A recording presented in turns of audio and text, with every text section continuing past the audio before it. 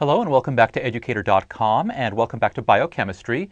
So today we're going to continue our discussion of sequencing a peptide or a protein, and we're going to talk about how to sequence larger proteins. And it's exactly what you might think it is. Basically, you just take a larger protein and you chop it up into fragments, and then you deal with those individual fragments, and then you just arrange the fragments. So let's just go ahead and jump on in. Okay. So before we actually get into sequencing the larger peptides and proteins, I want to talk about one other method that's used to identify the N-terminal amino acid. So, because it is going to come up. So another method for IDing the N-terminal amino acid. And again, I'll just use AA for amino acid. Okay. Frederick Sanger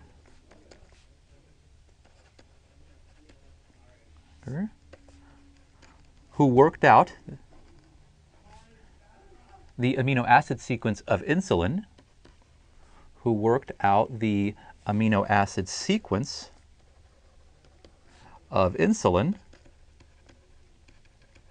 developed a reagent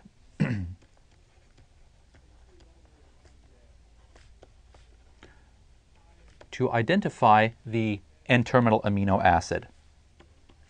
Okay, it is called 1,4-2,4-dinitrobenzene. I tend to separate the words. You'll see it as one word, dinitrobenzene, small b, but I tend to separate. It doesn't really matter. So we'll just refer to it as FDNB, fluorodinitrobenzene. Okay, so here's the procedure.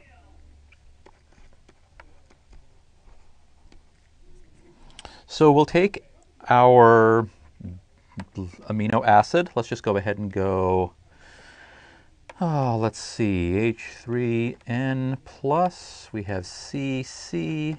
We have that. And over here, actually, you know what? I'll put the O a little bit better. And over here, I'll just write peptide. Because again, we're just going to be concerned with the N-terminal amino acid. So this thing right here.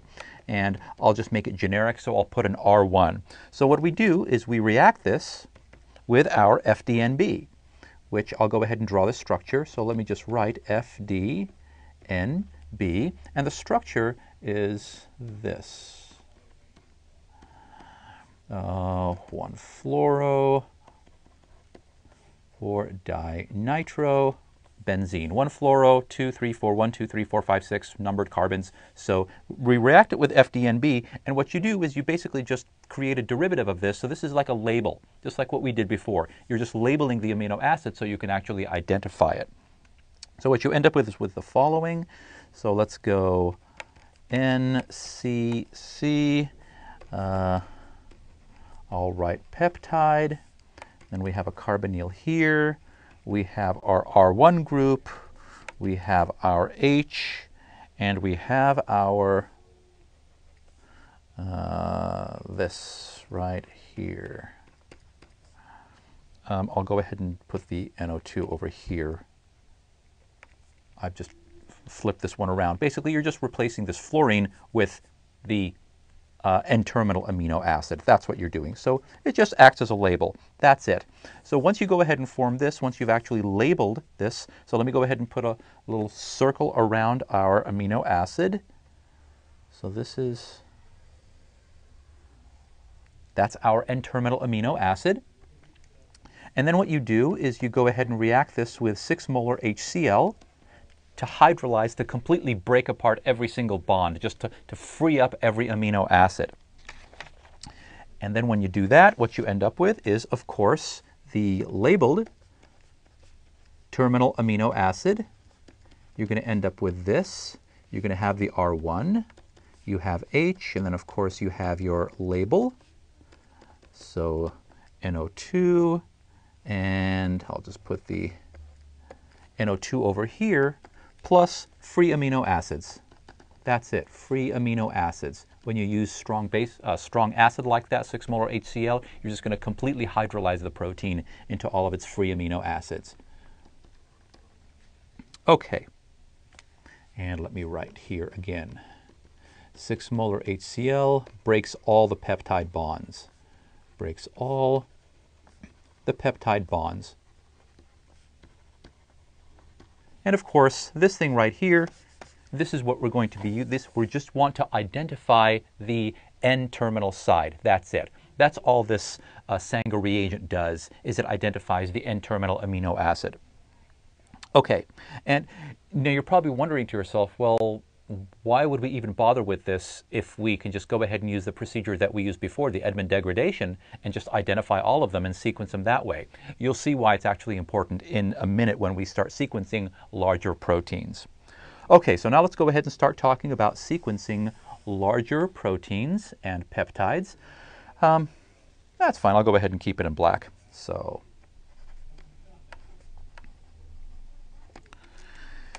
well, it might be nice if I actually wrote down the words properly. How's that? So, sequencing larger peptides and proteins. Okay, as we said in the intro, these have to be broken down. These have to be broken down into smaller fragments. And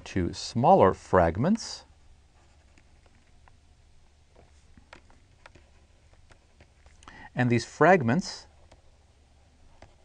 are sequenced just like before with the Edman degradation. Are sequenced as before. So let's say you have a protein or a peptide and you chop it up into 4 fragments. Well, you sequence those 4 and then you have to use, and then you sort of, well, you'll see the procedure in just a minute, but essentially what you do, then you have to decide which fragment is in front of which fragment, and we have some techniques to deal with ordering those. So that's all that's going on. You're just making your job, you're doing the same thing, except you're doing it for more fragments. Okay, not only does the protein or the peptide, you have to break it up into smaller fragments, but you remember these disulfide bonds, the disulfide bridges that exist between the cysteine residues, they're actually covalent. We have to break those because they interfere with the sequence processing. So we also have to break the disulfide bonds in a protein. Also have to break the disulfide bonds. And that's usually the first thing you do. You break the disulfide bonds, then you start chopping up the protein. Okay, now let's talk about the chopping up the protein part, and we'll get back to the disulfide bonds in just a minute. So there are enzymes called proteases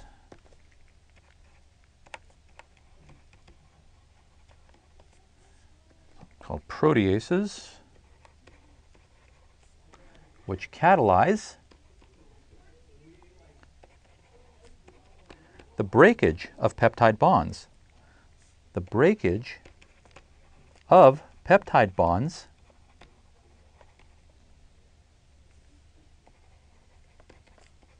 next to specific amino acids. So the fragmentation process, or the actual fragmentation, is predictable and reproducible. And this is important. Predictable and reproducible. So we use enzymes called proteases to actually take that really, really long protein or peptide and chop it up into specific places.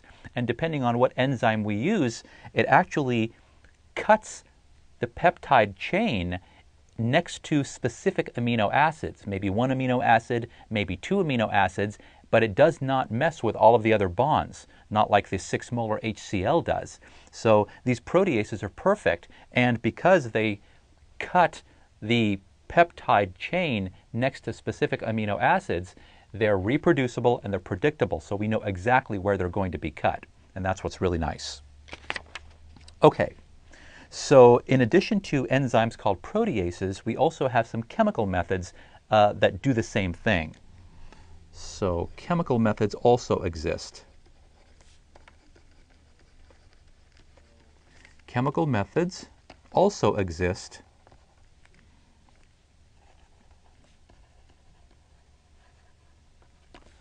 for breaking peptide bonds at specific points. For breaking peptide bonds next to specific amino acids. Okay, now, as a reminder of what I just said, so nota bene, these enzymes, chemicals, they break single bonds.